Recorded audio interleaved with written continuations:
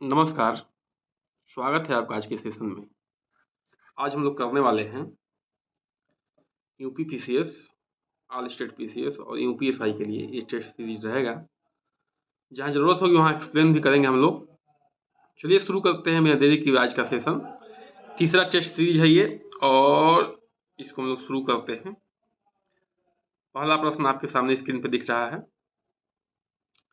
भारतीय संविधान के किस अनुच्छेद के अंतर्गत राष्ट्रपति संसद के दोनों सदनों द्वारा पारित किसी बिल पर अपना स्वीकृति दे सकते हैं? ठीक है, या रोक सकते हैं, दोनों है, एक ही में दोनों है। ठीक है, कि भारतीय संविधान के किस अनुच्छेद के अंतर्गत राष्ट्रपति संसद के दोनों सदनों द्वारा पारित किसी बिल पर, अगर दोनों सदन पारित कर दिए हैं बिल, फिर भी वो अपना स्वीकृति रोक सकते हैं। किस अनुच्छेद में है? अनुच्छेद 111 में है, अनुच्छेद 113 में है, अनुच्छेद 107 में है या अनुच्छेद 115 में है।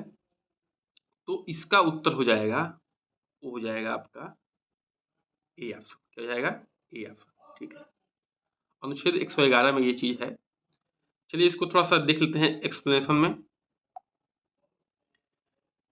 अब देखिए, ये अनुच्छेद 111 के अंतर्गत यह प्रावधान है कि राष्ट्रपति संसद के दोनों सदनों द्वारा पारित विधेयक पर स्वीकृति प्रदान करेंगे या अपनी स्वीकृति रोक देंगे या विधेयक को पुनर्विचार हेतु सदन में लौटा सकते हैं। तो अनुच्छेद 111 में है, तीनों चीजें हैं, तीनों शक्तियां हैं उनके पास कि वो साइन कर सकते हैं या साइन करने के लिए मना भी कर सकते हैं और पुनर्विचार के लिए क्या कर सकते हैं? सदन को लौटा सकते हैं।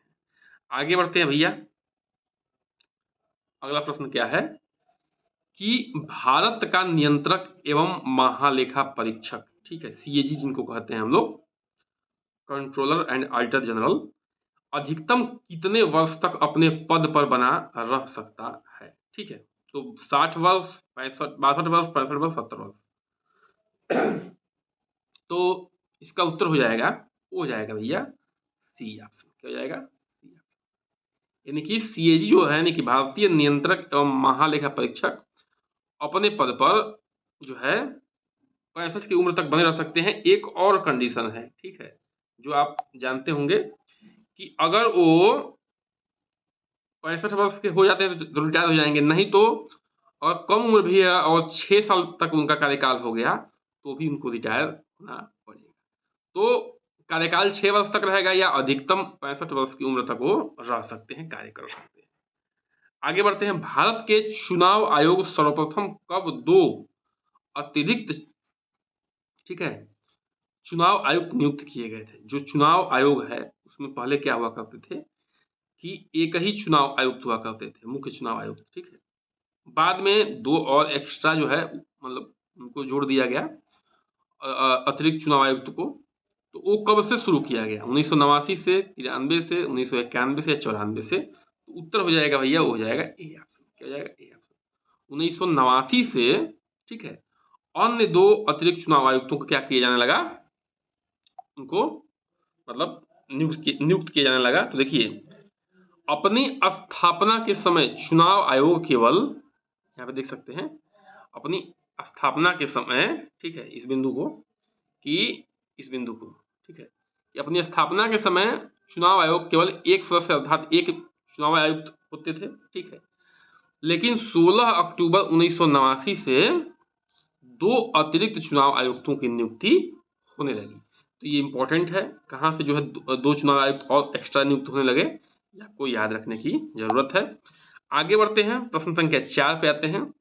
आप मेरे लिए नाराज मत होना, मेरी मौत अफसोस के लायक नहीं, खुशी के लायक होगी। यह कथन किस क्रांतिकारी का है? ठीक है, देखिए, फांसी जब हो रही थी उसके पहले का यह कथन है, चंद्रशेखर आजाद जी का है कि भगत सिंह का, ठाकुर रोशन सिंह का, लाला लाजपत राय का।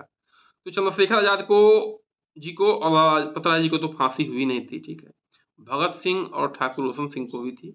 तो उसका उत्तर हो जाएगा, वो जाएगा आपका सी ऑप्शन। हो जाएगा सी ऑप्शन।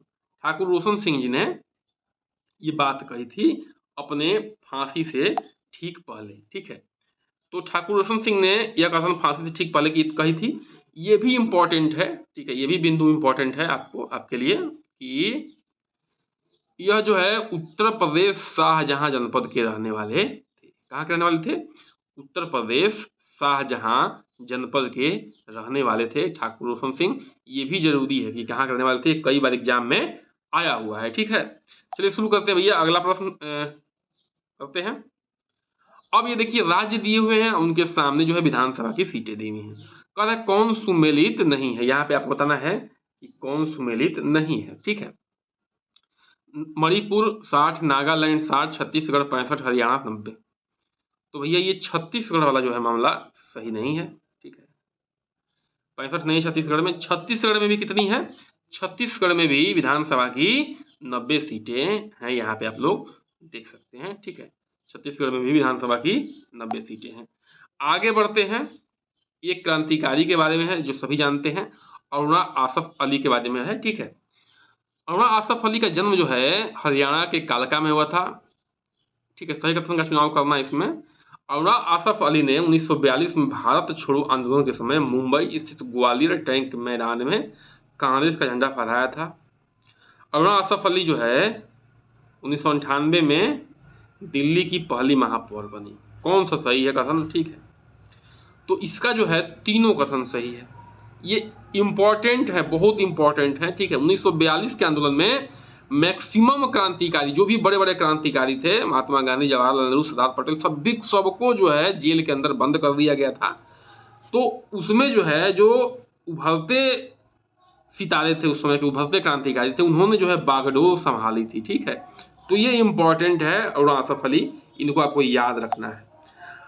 आगे बढ़ते हैं, केंद्रीय गोवंश अनुसंधान संस्थान कहाँ पर है बताइए? करनाल, मेरठ, पटना, भोपाल। तो इसका उत्तर हो जाएगा बी ऑप्शन। कहाँ पे भैया? मेरठ में है। ठीक है, अब देखिए जो केंद्रीय गोवंश अनुसंधान है उत्तर प्रदेश के मेरठ में है, पहला बिंदु आप देख सकते हैं। ठीक है, उसके बाद जो है यहाँ पे देख सकते हैं दूसरा बिंदु कि यह भारतीय कृषि अनुसंधान परिषद द्वारा स्थापित किया गया। अगर प्रश्न बनता है कि केंद्रीय गोवंश अनुसंधान को किसने स्थापित किया है, तो आपको बताना पड़ेगा कि जो है ये भारतीय कृषि अनुसंधान परिषद ने स्थापित किया है। अच्छा, इसको अलीगढ़ में शिफ्ट करने की क्या चल रही है? प्लानिंग हो चुकी है पूरी। ठीक है, अलीगढ़ में शिफ्ट करने की प्लानिंग हो गई है। आगे बढ़ते हैं, प्रश्न संख्या 8 पे आते हैं। ठीक है, प्रश्न संख्या 8 पे आते हैं हम लोग। ठीक है, तो जनगणना 2011 के अनुसार न्यूनतम जनसंख्या घनत्व वाले 3 राज्य कौन कौन से हैं बताना है आपको? अरुणाचल प्रदेश, मिजोरम सिक्किम या नागालैंड। ऑप्शन आपके सामने दिया हुआ है। ठीक है, ये और हिमाचल प्रदेश, अरुणाचल प्रदेश, सिक्किम, नागालैंड, अरुणाचल प्रदेश, ऑप्शन दिए हुए हैं। देखिए ये इंपॉर्टेंट है, अधिक जनसंख्या घनत्व वाले हम बताए थे कल 5 राज्य। ठीक है ना, और आज जो है न्यूनतम जनसंख्या वाले हाथों को याद करना है। तो ये उत्तर ये हो जाएगा अरुणाचल, मिजोरम और सिक्किम। ये 3 जो है जनसंख्या कम घनत्व वाले राज्य हैं। ठीक है, न्यूनतम जो घनत्व वाले कहा जा सकता है वो राज्य हैं 2011 के जनगणना के अनुसार। आगे बढ़ते हैं, प्रश्न संख्या 9 पे आते हैं। एनसीआर में उत्तर प्रदेश उप क्षेत्र के 8 जिले स्थापित हैं। सही कथन का चुनाव करना है। ठीक है, तो ये ऑप्शन बताना आपको कौन सही है। और एनसीआर क्षेत्र के कुल क्षेत्रफल में उत्तर प्रदेश के लगभग 27% योगदान है। यह उपयोग दोनों कथन सही है, उपयोग में से कोई कथन सही नहीं है। तो उत्तर तो लगभग गेस कर लिए होंगे आप लोग। ठीक है, उपयोग दोनों कथन सही है, लेकिन ये याद रखना जरूरी है कि जो एनसीआर रीजन है, ठीक है, दिल्ली कैपिटल का, उसमें उत्तर प्रदेश के 8 जिले हैं। ठीक है, और उसमें जो है 27% जो क्षेत्रफल है उसमें 27% एनसीआर रीजन का किसका योगदान है? उत्तर प्रदेश का योगदान है। ठीक है, आगे बढ़ते हैं, इसमें बताना है कौन सा जो है सही सुमेलित नहीं है। तो पहला आप लोग देख सकते हैं, राष्ट्रीय उद्यमिता एवं लघु व्यवसाय विकास संस्थान नोएडा में है। तो न्यायिक प्रशिक्षण एवं अनुसंधान संस्थान Prayagraj, national institute of cancer prevention and research Noida, भारतीय सब्जी अनुसंधान संस्थान वाराणसी।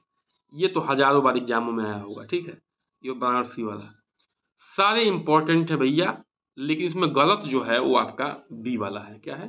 जो बी वाला पोर्शन है गलत है, ठीक है। बाकी सब के सब सही है, यही उत्तर हो जाएगा, बी वाला गलत है। जो न्यायिक प्रशिक्षण एवं अनुसंधान संस्थान है वो आपका पड़ेगा लखनऊ में। कहाँ पड़ेगा? लखनऊ में, ठीक है। तो इसी के साथ जो है आज का हमारा सेशन क्या होता है, समाप्त होता है। बिल्कुल हम लोग जो है ऐसे प्रश्नों को करेंगे जो इम्पोर्टेंट हैं, जो आपके एग्जाम में आने के चांस बनते हैं जिनके, और आशा है कि ये प्रश्न जो है आपको एग्जाम में डायरेक्ट बेनिफिट, ठीक है, देने वाले हैं। डायरेक्ट ये प्रश्न आने वाले हैं। तो क्योंकि मैं ऐसे ही प्रश्न को रखूंगा, 10 ही प्रश्न रखता हूँ, साथ में एक्सप्लेनेशन भी है कि जहाँ से भी वहाँ से भी प्रश्न मतलब कि आपका निकल जाए आंसर। तो बन रहे हमारे साथ। अगर अच्छा लगा तो जो है चैनल को सब्सक्राइब, लाइक, शेयर करिए। नहीं तो कोई दिक्कत नहीं, हमारा फ्री अभियान चल रहा है और चलता रहेगा जीवन भर। बहुत बहुत धन्यवाद।